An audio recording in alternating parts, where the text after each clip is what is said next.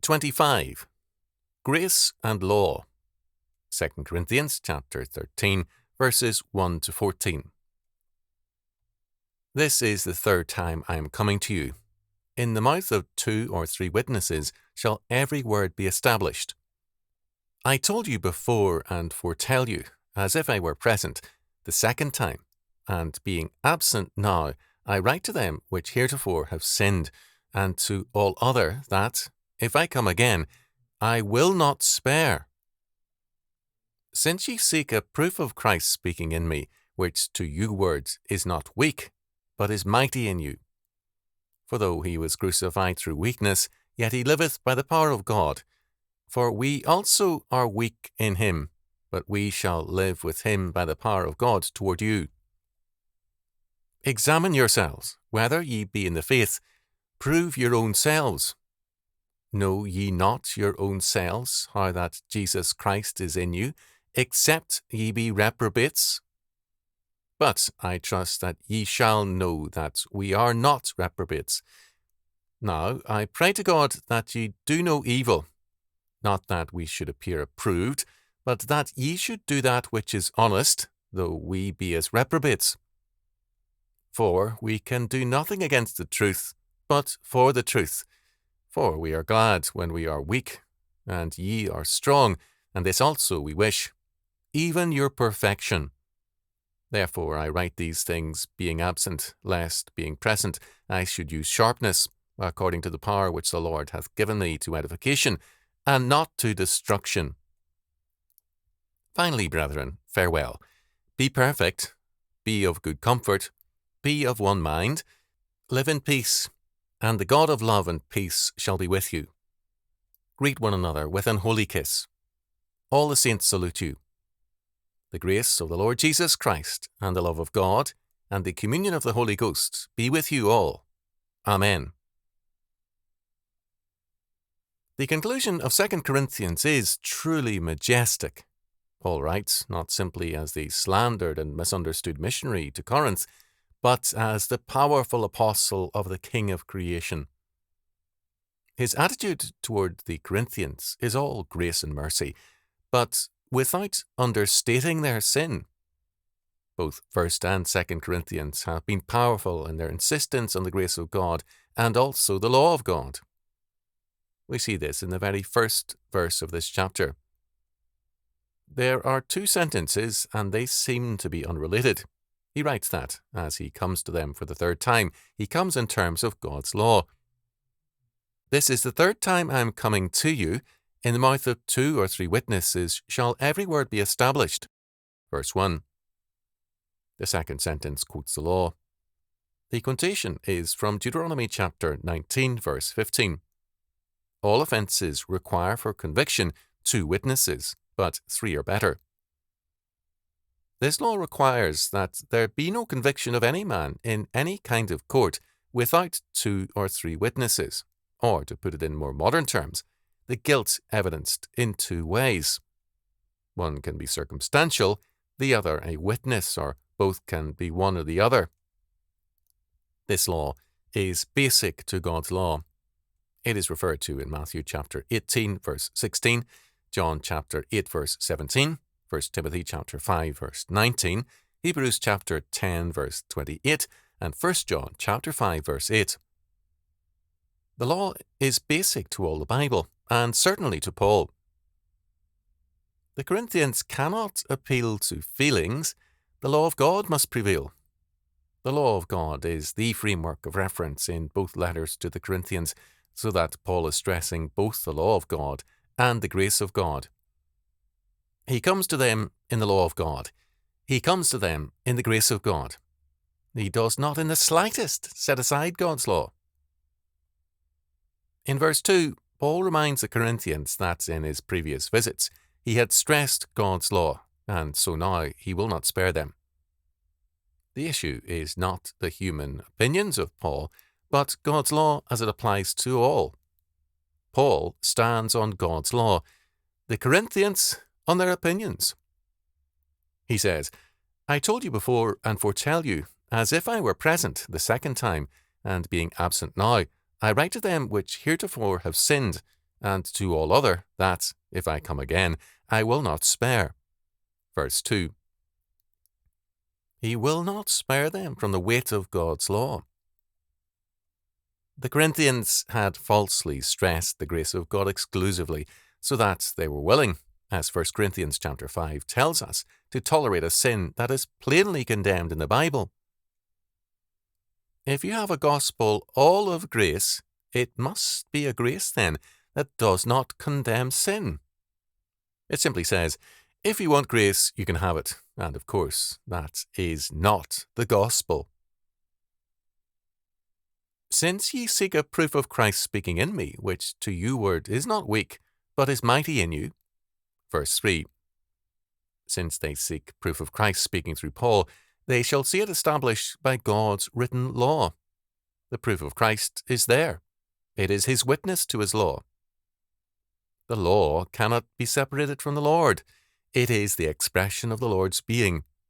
So that anyone, beginning with the Corinthians on to anyone today, who tries to separate Christ from the law and say, Christ is grace and the law is an Old Testament thing that has passed away, in doing so denies both grace and law. Christ's weakness seems manifest in his crucifixion, but he is Lord over the universe and its lawgiver. For though he was crucified through weakness, yet he liveth by the power of God. For we also are weak in him, but we shall live with him by the power of God toward you. Verse 4. Again, Paul stresses the close connection of God's grace and God's law. The law tells us the power of God to condemn sin, to reveal that it is totally separate from sin. The grace of God redeems us from the curse of the law, from the penalty of the law. It does not set aside the law. The Corinthians must see Christ as Lord and judge and examine themselves in terms of his law word. Unless they are reprobate, they will do so. They will then know that it is not Paul who is reprobate. Examine yourselves whether ye be in the faith. Prove your own selves. Know ye not your own selves, how that Jesus Christ is in you, except ye be reprobates? Verse 5.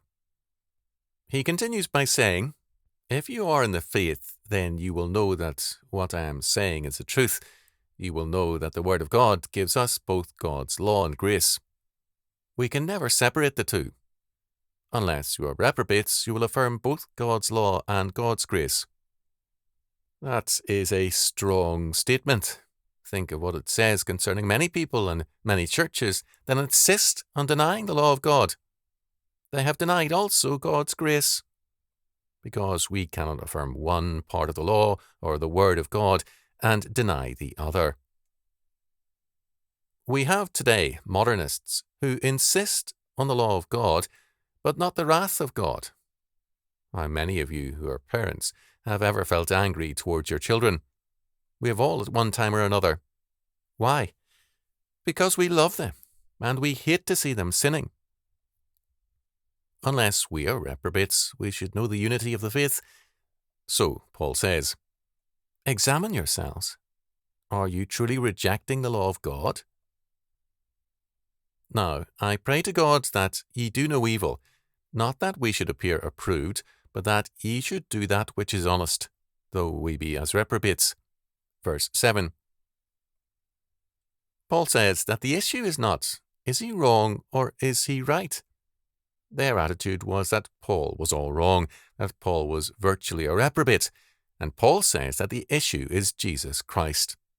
The issue is, are we approved by God for what we are and what we believe? Then comes the great sentence in verse 8. For we can do nothing against the truth, but for the truth. Whatever we do, we affirm God's word. We demonstrate that God is truth, that God tells us the truth about sinners. We are perpetually within the government of God. Every aspect of our world testifies to him. This is Paul's confidence and his assurance that, in the end, he cannot lose. But even as Paul looks to God's law for vindication, he prefers their strength therein to personal vindication. For we are glad when we are weak, and ye are strong. And this also we wish, even your perfection. Verse 9. Paul says, with some irony, I am happy to be weak by comparison to you, if you are strong in the faith. This is what I want, not my vindication, but your strength and character, your adherence to the faith. Therefore I write these things, being absent, lest, being present, I should use sharpness, according to the power which the Lord hath given me to edification, and not to destruction. Verse 10. He prefers writing these things lest, when present, he should speak more sharply. Paul says, I am writing sharply to you. I am ticking you off, as it were. But I am doing it by letter, because when I come and I am in your presence, I might be far stronger in what I say about you and what you are. After all, if you're having an argument with somebody and they are in the wrong, it is very much easier to state only what you must state if you do it in writing. In person, we can become irritated and blow up and speak so sharply that there is not too much chance of healing the breach. So, Paul says that he is glad that he has the opportunity to put this down in writing before he goes to Corinth, because he wants their edification. He wants their conversion or repentance and growth. Finally, brethren, farewell. Be perfect. Be of good comfort. Be of one mind. Live in peace. And the God of love and peace shall be with you. Verse 11. He appeals to them to be of good comfort and to live in God's peace and to know his blessings. He bids farewell as he approaches the end of the letter, but he wishes them well. He very prayerfully hopes that they will conform themselves to God, and that instead of thinking, well, Paul may have been too angry here, or he may have gone overboard in his discipline, that they think instead, what does God require of me? Is that what Paul wants of me? To be in conformity to God's being?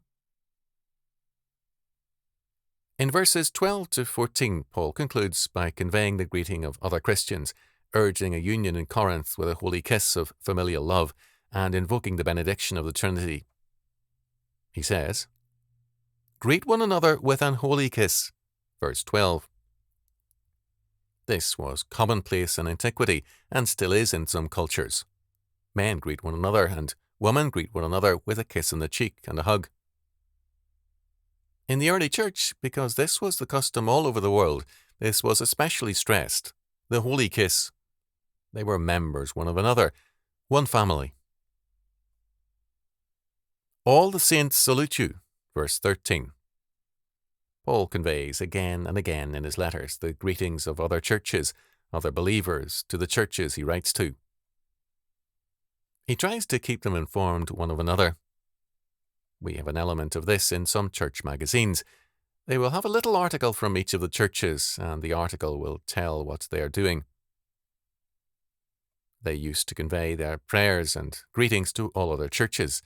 This is a relic of what was done in the New Testament, although we have forgotten the connection.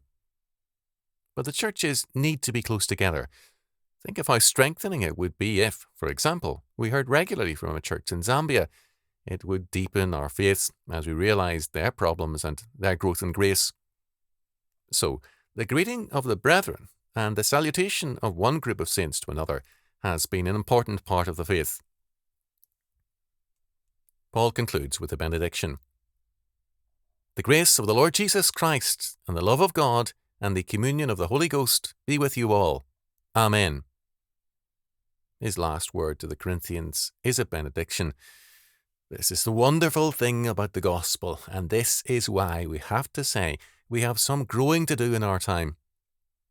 Most churches today do not want a pastor who will be any kind of offence to them by his plain speaking. Paul would never get a church today, unless it were some out-of-the-way church that could not get anyone else, because he tried always to bless them by speaking the word of God in all its clarity to them, to rebuke them when they needed a rebuke, and to bless them when they needed a blessing. The church today wants to be assured of salvation and then continue its way like the Corinthians did. But the Corinthians had Paul to stop them. I began the study of 1st and 2nd Corinthians by saying it was to me the most difficult thing of all in all the Bible to preach on. Not that it was hard to understand. If it comes to the difficulty of conveying the meaning, perhaps Ezekiel would qualify at the top of the list. But Paul's letters, especially to the Corinthians, speak to the sins of Christians. It does not allow Christians to say, "Glory to God, I am saved, and now all my troubles are over." It says, "No, glory be to God for my salvation. Now I have to grow in grace. I have been reborn." What happens when you are born? You grow. You have to attain maturity. To be perpetually children in Christ is to be mentally defective, and there are too many in the churches who can be called spiritual defectives. There has been no growth in their lives. Paul's letters to the Corinthians permit no believer to sit still and to think, "Well, I've got it made. Heaven is my destination. I don't have to worry about all these odds and ends in the Bible and the law. I don't have to worry about the fact that I may be sinning here and there. After all, I'm under grace, and therefore that takes care of all these problems." Not so. This is the greatness of Paul's letters to the Corinthians. They speak to us with a very great clearness. They summon us to grow in grace.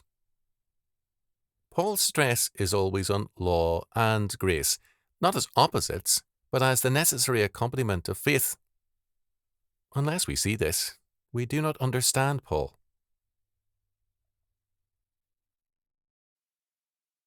This has been a Chalcedon Foundation production, produced by Grace Community School and Nicene Covenant Church. Published by Ross House Books. Copyright 2023. Mark R. Rushdoony. If you've enjoyed this audiobook, be sure to visit chalcedon.edu for more books and audiobooks by R.J. Rushdoony.